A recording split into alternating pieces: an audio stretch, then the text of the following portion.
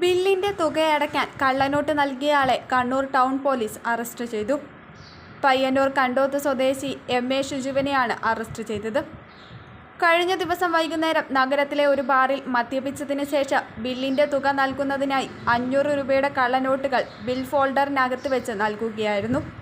സംശയം തോന്നി പരിശോധിച്ചതിൽ നോട്ടുകൾ വ്യാജമാണെന്ന് മനസ്സിലായി. തുടർന്ന് കണ്ണൂർ ടൗൺ പോലീസിൽ പരാതി നൽകുകയായിരുന്നു.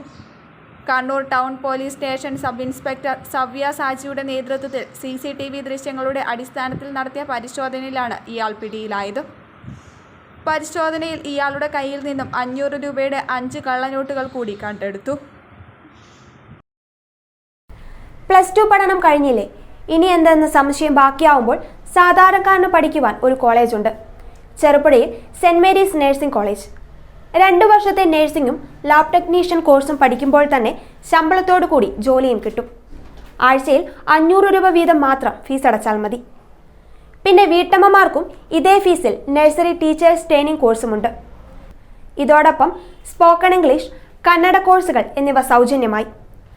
അഡ്മിഷൻ ഉറപ്പാക്കൂ. 1/4 നൂറ്റാണ്ടിന്റെ സേവന പാരമ്പര്യവുമായി സെന്റ് മേരീസ് നഴ്സിംഗ് കോളേജ്, അമ്പലം റോഡ്, ചെറുപുഴ. ഫോൺ 9947771550, 9446007032, 9847813409.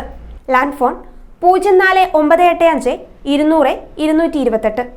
ചുരുങ്ങിയ ചെലവിൽ ഹോസ്റ്റൽ സൗകര്യവും ലഭ്യമാണ്.